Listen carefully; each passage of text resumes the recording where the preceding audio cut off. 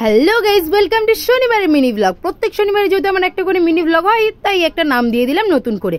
আর আমার আজকে হয়ে গিয়েছিল প্রচণ্ড পরিমাণে দেরি। আর আমি জানি না আমার কেন দেরি হলে বাসগুলো আসতে অনেক লেট করে যায়, ভগবান জানে এটার সাথে যে কী কানেকশন আছে। আর তারপরে কিন্তু আমি প্ল্যাটফর্মে গিয়ে পুরো ঠিকঠাক টাইমে ট্রেন পেয়ে যাই।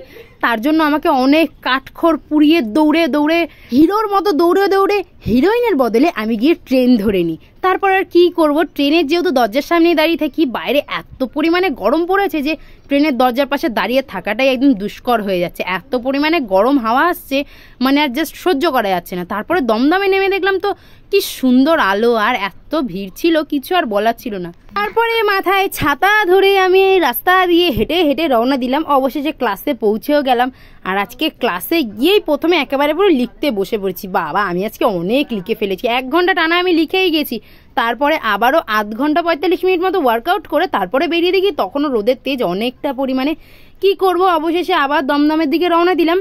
প্ল্যাটফর্মে উঠতেই দেখলাম একটা ট্রেন ঢুকেছে, কিন্তু সেটার গন্তব্যস্থল বিধাননগর ছিল না।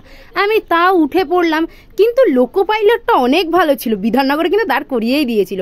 অবশেষে আমি নেমে গেলাম, কিন্তু এবার বিরক্তিটা শুরু হলো।